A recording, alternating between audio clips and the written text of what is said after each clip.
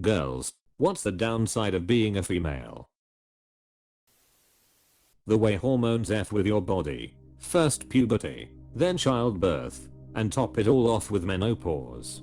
Don't forget the monthly cycle. Yup, for me, I get my period, then it's followed by a week of feeling like garbage and not being able to sleep. I get 2 normal weeks a month. I get terrible insomnia and restlessness in the week leading up to my period. It sucks that I have to plan on exhaustion every 3 weeks. Edited a word. Big boobs that hurt my back. 'Tis a blessing and a curse. Also boob sweat, the bane of my existence.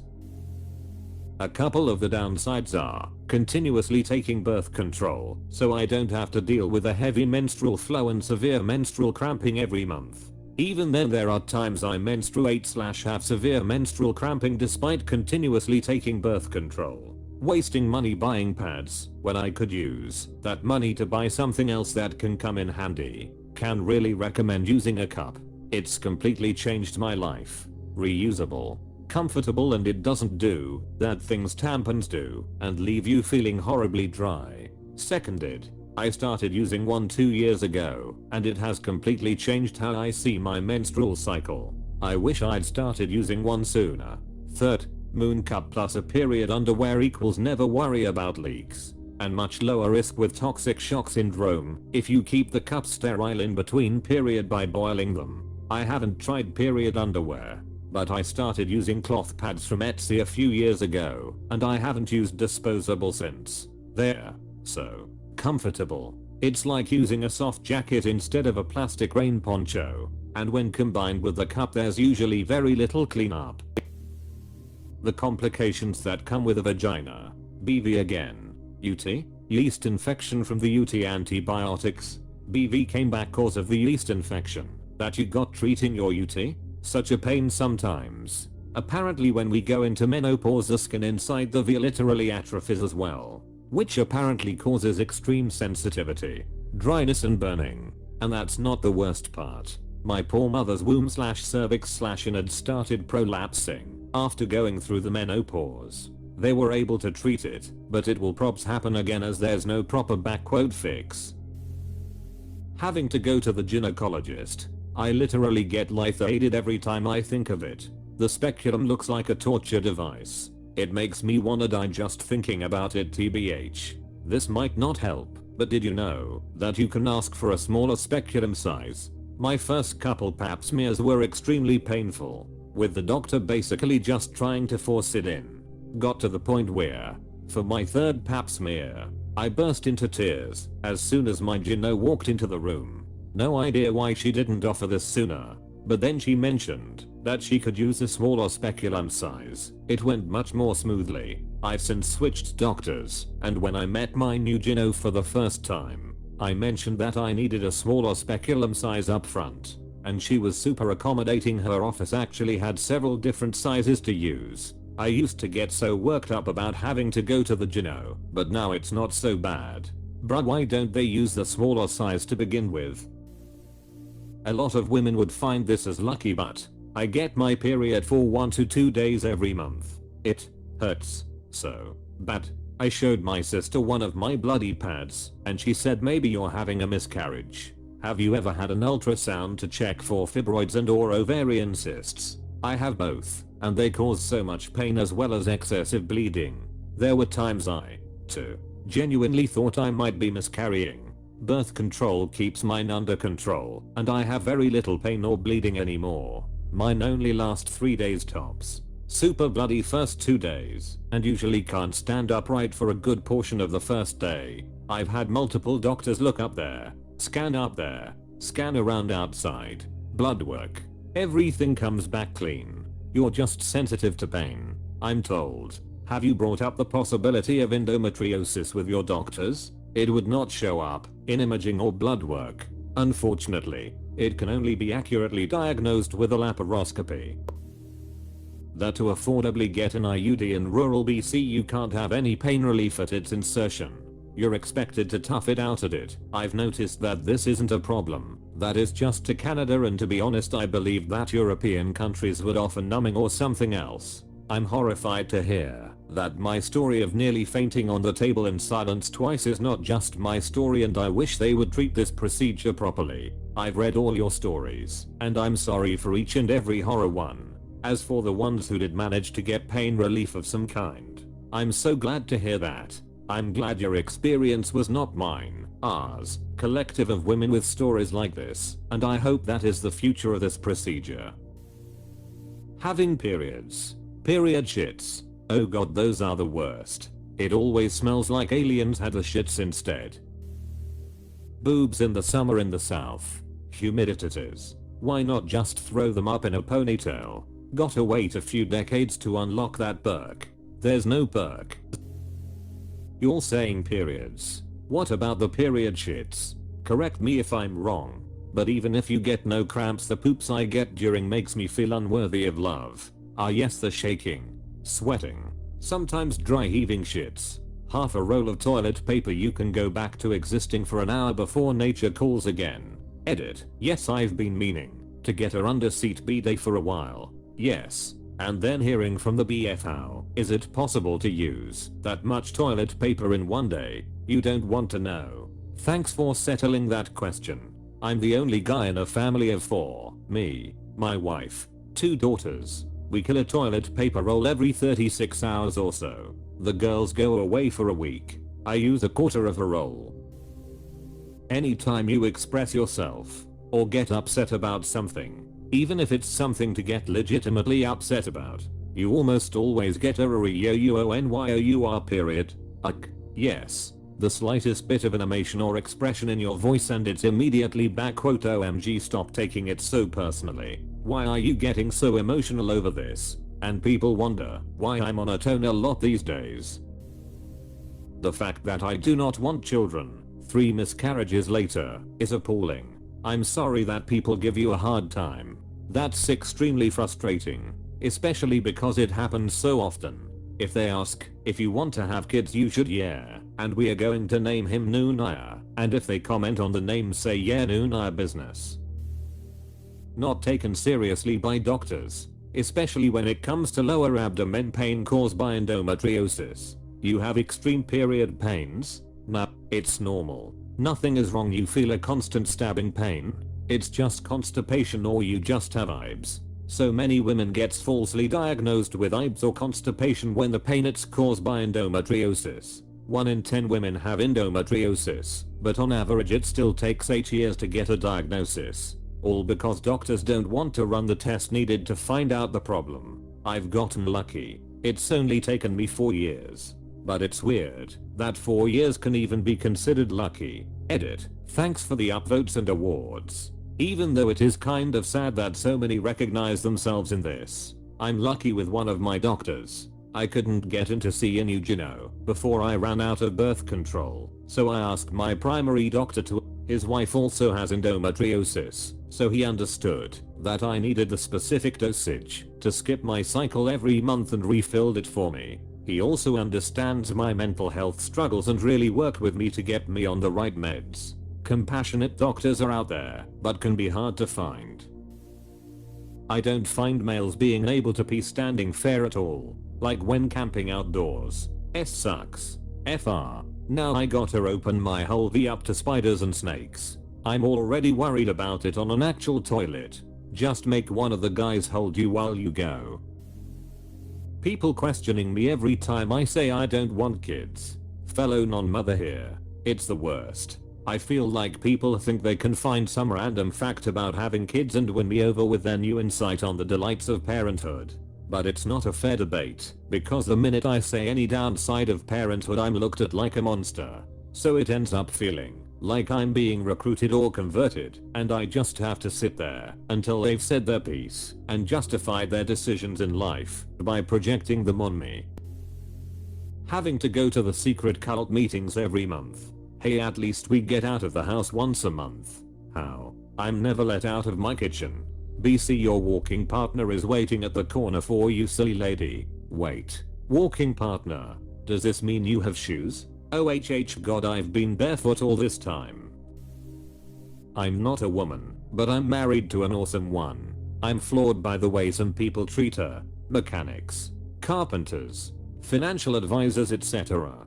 They only want to talk to the man, and when they have to interact with her they treat her like an idiot. Makes me mad. Especially because she is the brains and the money manager in our relationship. Edit. I'm glad that this post is getting a lot of attention. Clearly, a lot of women have had to deal with this type of behavior. Seems like the car industry is the most common. All I can add is that my parents raised me right, and I'm passing it on to my sons. I hope and expect that these attitudes towards women will become less and less common. Until then, keep fighting the good fight. Stand up for yourself and spend your money at businesses that treat you with the respect that you deserve. That happened to me and it really upset me. I took my car to the mechanic because the right daylight wasn't working and they didn't understand me. So my boyfriend repeated the same thing and they all finally got it. And instead of talking to me about the repairs / quote etc, they all went to him and even took him to go see what they did, even though it was my car, my appointment, and my money. Depends on where you live. Some women have essentially no rights. I read a post last night about a 9-year-old girl being sold off as a child bride, and her 14-year-old brother was the only reason she was saved. What the F, y'all? I feel physically ill just thinking about all the people in human trafficking right now as I type this. My mom works to stop human trafficking as part of what she does in her work, which has a lot to do with understanding and alleviating poverty. If I recall correctly, she is a sociologist and uses demographics and other data to identify likely locations and movement of traffickers. Every now and then, she will post on Facebook about predator and trafficker rings getting busted. It is disturbing stuff. I think the most shocking was when she posted about this huge ring of CHLD molesters getting busted in Texas, and right smack in the middle of the wall of photos of gross old men, there was a woman that looked familiar. It was my ex's sister. She had tried to pick up a sheriff's deputy on Craigslist that she was under the impression was a 16-year-old boy. She was married and about to have a child. I never found out what happened, though. People don't take me seriously sometimes. Combine that with having a baby face. I feel like I get talked down to a lot because I look much younger than I am. I'm 22 but usually get assumed to be somewhere between 13 and 17. 18 at best if I'm at a club or college. I'm 26 and still get mistaken for a 16-year-old. Feels good that I'm aging well, but not so much when some people treat me differently because of it. Yup, I'm 28. When I want to buy beer, the cashier still asks for my ID. In Germany you can legally buy beer once you turn 16. That feels good. When I'm at work and dealing with new people, not so much fun though. They often judge me because of my face. I'm a woodworker. The amount of time I waste while men in hardware stores digest that is truly stunning. They mostly seem pretty delighted about a woman with tools but skeptical to various degrees, too. And even having to listen to them tell me how great it is that I'm doing what I'm doing. My @$an job, people, is exhausting. I just want to pick up my materials and go back to my shop.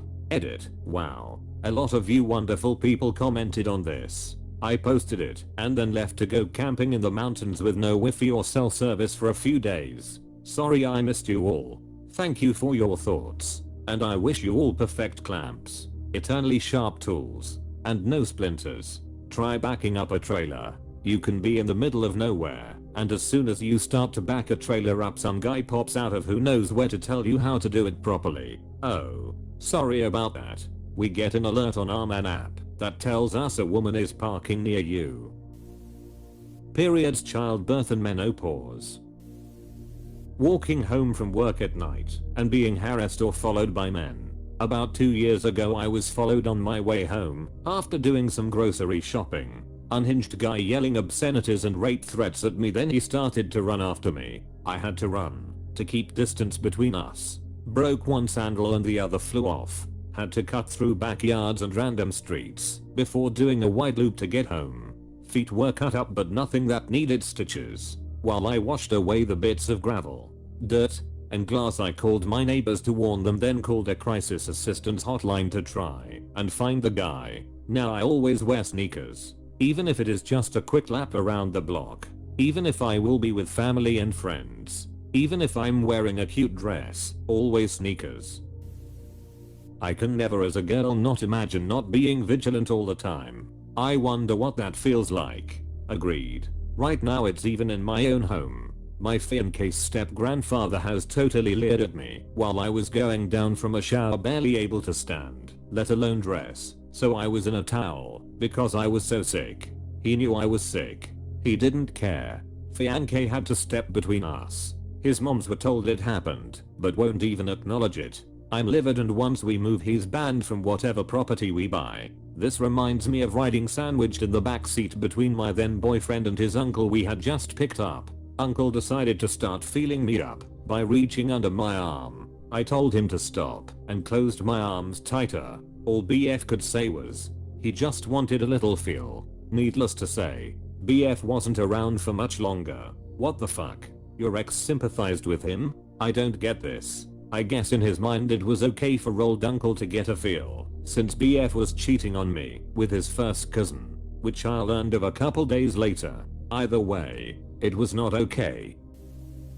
Having pain be dismissed by doctors, or having them assume you're being dramatic. Had a 10cm hemorrhage cyst on my ovary and was forced to wait for 8 hours doubled over in pain. Once I was finally seen, the radiologist was shocked I hadn't been seen sooner. Have also been told my cysts was just mittelschmerz, pretty much ovulation pain, and was told to take Tylenol. Infuriating. Edit to add the doctor who said it was just normal pain never bothered to actually do an ultrasound. Edit 2. This absolutely does happen to men too. But with this issue, it's the frequency and trend in which it happens to women that is the problem. I found that any mention of ovarian cysts makes like 50% of doctors and nurses suddenly start treating me like a kindergartner with a boo-boo. Yes, or a weird science experiment. I had a cyst almost the size of my fist on my ovary. After an ultrasound, the doctor said, wow, that's very interesting, and basically thought it was cool looking. I'm a ref human bro and it hurts. Doctors are so weird about large cysts. My husband had a cyst removed from his throat. My pregnant self and his mother waited in the waiting room for his surgery to end. This was in Asia, so there was a large crowd of people in the waiting room and they'd make announcements over the PA system for family of patient X. Please come to the recovery room as patients came out of surgery. I was white, pregnant, and spoke the local language fluently, which meant we garnered a lot of attention while waiting. My mother-in-law is quite social.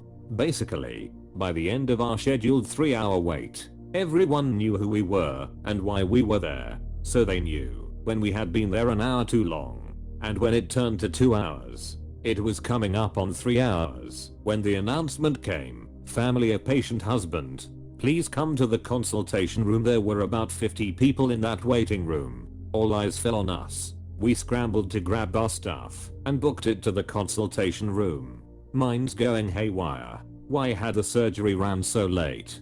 Why weren't we being called to recovery like everyone else? The doctor sat behind his desk and grinned at us when we entered, proudly holding up a jar with a blob in it. Look at this cyst. It's huge. Way bigger than we thought it was. We stared. Oh yeah, the patient's fine. I just thought you'd like to see. This was in his throat. It's huge. I could have killed him. Having to hear stupid or sexist s from your male family members who act like they're better than you, and then when correcting them, you get told you're too smart for your own good, or need to listen to your husband. F that noise, or they're just teasing you. My uncle and grandfather got away with this garbage all the time. If I stood up for myself I was being too sensitive. Fuck, I'm mad just thinking about it again. I'll pick something less obvious, being an avid gym goer. I'm tired of men thinking their workouts are more important, that they can take something I'm clearly using and telling me to wait. Oh, and getting blatantly gawked at while at the gym, and having photos/videos taken of you while there, without permission. Edit. Another point that I forgot to mention before I went to sleep. The amount of guys who corner you in the gym trying to get your number, social media handle, or to ask you on a date. I once had a guy stop me mid-rep on leg press by waving his hand in front of me to get my phone number so that I could take him on a date. People take equipment you're using and tell you to wait. Oh boy, I'd freak the F out at them. Someone already said it, but I got around to it. Being a busy woman with a period, I work in an executive, fast-paced kitchen. Imagine for a minute having a flu with the worst stomach cramps ever, nauseous, having to poop constantly and a fever. Now imagine all of that and having to work in that fast-paced environment, wanting to just lay down and make the pain stop, but knowing you can't, having it happen for a full 5 to 7 days every month, 10 hours at a time. You can't call out and have to act like you're not going through the most painful experience because it would make your coworkers uncomfortable. That is what most working women go through. I had to change my job because of this, and eventually I was diagnosed with endometriosis and had a surgery. I was just going to say that if anyone is experiencing pain throughout their period, definitely get checked, because severe cramps should not be happening beyond the first 2 days.